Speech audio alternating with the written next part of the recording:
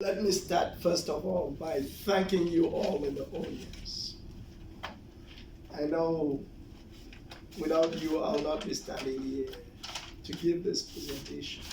I thank SERSAS, I thank the University of Florida, Gainesville, University of North Carolina, Chapel Hill. I just want to talk about conceptualizing engineering in creative writing and creative writing in poetry. And this concept is a dream I had as a child, that whatever a poet does is what an engineer does. And that whatever an engineer does, he cannot do it without the poet in him. And last year, I was privy to be invited to give a keynote speech at the 90th anniversary of Wole Soyinka. Can I have a copy of this? And I met Wole Soyinka. This book was produced for his 90th anniversary. I know I have a few copies here for sale.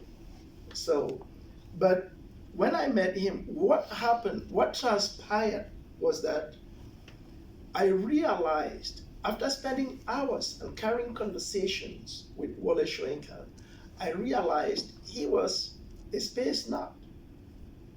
He was so attached to, and he actually had to travel to space. If not, the last space shuttle that went, he was supposed to be there, but he had a last minute hitch that he did not go. So he was regretting this bitterly to me, telling me, oh, my dream of ever going to space and back, now I'm 90, I see it fizzling. I don't know how it will happen. But we carried conversations, and I ended up deciding to write a collection of poetry in his honor, not this one. Poems I created originally with the mind of an engineer and with the poet in mind. And what I did was use the original poems to create and generate engineering equations or mathematical equations to prove, to indicate that it is poetry in itself is an equation if the poet, not only if the poet, if well thought out. So I just want to use in this presentation one of the poems I wrote and illustrated with the poem that it is an equation. And this poem, I call it The Lion of Abeokuta, which reads, the lion is patient and of wisdom full, and woe to that who take him for a fool. He is not but wisdom in flesh and bones, for it would not eat scones but break stones. And at his feet sat this calf with a thirst, only to be quenched by meats with mirth. He alone brings and fills a longing soul, for humankind is not to be the soul when the crest or crown his destiny was, as the pride of prides showcases his paws, displays to do the talking, no, the roar, far from the squeaky squeal of the scared boar who found the lion belly full of a bull. Bless the ocean's bosom with wisdom full. And I specify that this poem was originally written with a pen given to me by Wole Soyinka, because he signed a copy of this book for me to keep and gave me the pen that I'm passing this over to you. You keep this pen. So I wrote this poem with this in mind. And how did I come up? I prompted AI. I said, with the question I had when creating the poem, I said, can you please render me this poem as a commutable or permutable equation and resolve the equation as a simultaneous equation? AI told me, well, Step one, you have to identify the key elements and the themes. The key elements of the poem: lion, cup, scones versus stones, crest versus crown or crown, pride, boar, and bull, right? And talks about the lion symbolizing wisdom, a cup representing the learner or seeker of knowledge, scones versus stone representing the possible choices that we have in life, a crest or crown, destiny or achievement, pride, honor, status, community, and the boar, the symbol of weakness, while the bull represents strength or sustenance. Now, let's translate this into symbols, because mathematics or engineering is just a question of symbols, right? The symbolic form: L becomes lion, C for the cup, the seeker of knowledge, S for stones, F for fool, D for destiny, P for pride, B for boar, and this for mirth, as well as O for ocean. Now, how do we structure the permutable, whether the commutable and permutable equation? The poem could be seen as expressing a series of interdependent relationships, which can be expressed as L is not F, meaning the lion is not a fool. L chooses S over scones. Wisdom chooses hard work over ease. L equals or L S, where it represents a preference or movement towards. The cup gains wisdom from the lion. Okay?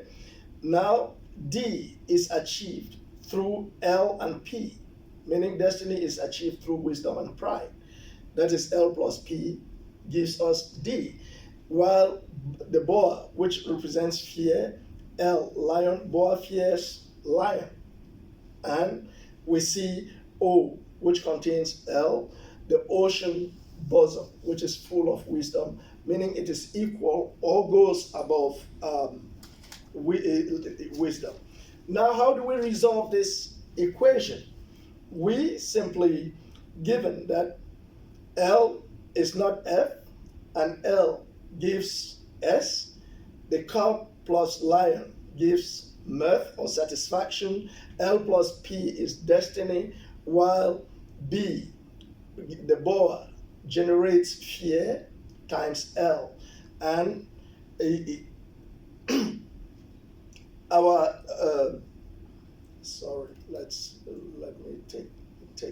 our ocean bosom is equal or supersedes L.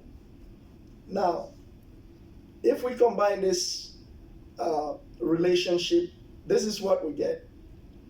Since L is not F, means the lion will always choose wisdom and strength, while the cup plus the lion that gives mirth means the cup receives enlightenment when it is paired with the lion's wisdom. And the lion plus the pride, that is, gives us destiny, indicating that our destiny can be achieved, or for it to be achieved, it would require the lion's wisdom and the pride's strength or community. So we go on. Now the interpretation. How many minutes? 5. Okay. The interpretation. The system shows that wisdom and strength are symbolized by the lion, guide, both individual and growth, that's cup, and collective achievement, which is pride. Fear and weakness, which is the boar, are naturally opposed to wisdom and are overshadowed by it. The ocean's wisdom is all encompassing, including the lion's wisdom. The equation resolves a narrative that emphasizes the central role of wisdom in overcoming ignorance, achieving destiny, and instilling enlightenment in others, all while maintaining a broader connection to the universal, meaning ocean of wisdom. In mathematical terms, the system is more than a narrative, and thematic, more narrative and thematic rather than solvable in the traditional sense, but it effectively maps out the relationships and outcomes implied by the poem's metaphor. We could continue breaking down the poem. I wanted to unveil the poem as a quadratic equation, given that we have 5 minutes. I followed the same process, right? And defined the variables and the relationships. And this is the quadratic equation that is formulated. And how do we interpret the quadratic equation? We have the root x, which represents a critical point where the journey towards wisdom or destiny might succeed or fail. And then the discriminant is delta equals b squared minus 4ac. If delta is less than 0 or the ocean bottom, there are two real solutions, meaning two possible outcomes. If delta equals ocean bottom, there is no one real solution representing a path to wisdom or destiny. And if delta is less than wisdom, there are no real solutions indicating that ignorance or obstacle prevents success. And this is just the interpretation. I will do a metaphorical reading of the poem. I say the quadratic equation captures the balance between wisdom, effort, and the obstacles presented by ignorance. Whether or not the journey towards destiny is successful depends on how these factors interplay. The discriminant determines whether multiple paths exist or if the journey is blocked entirely by ignorance, when no real solution exists. And in summary, unraveling the poem as a quadratic equation actually provides a metaphorical framework for analyzing the complex interplay of wisdom, effort, and opposition on the path of achieving one's destiny.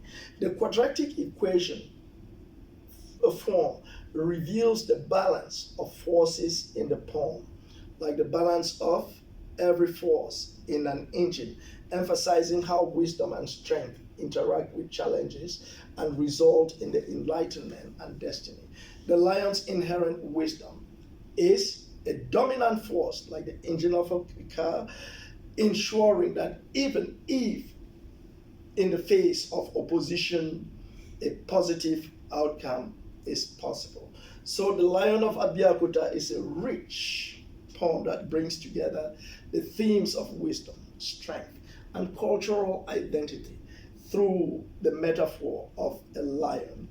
And the key themes, wisdom and strength, cultural identity, contrast, and generational legacy, stakes out. So overall, this poem celebrates the themes of wisdom, cultural heritage, the strength found in the practice, in patience and knowledge. The lion serves as a powerful symbol of leadership and resilience, while the cup represents hope for the future, making this poem a poignant reflection on identity and legacy, especially for Africa, because we always confronted with the question, what is the future of Africa like? But this poem tells us there is hope, because while it is generating a poem that functions like a machine, like a piece of machinery or a vehicle is there to take us forward and not backward. So there is hope for Africa. I rest my presentation here. Thank you very much.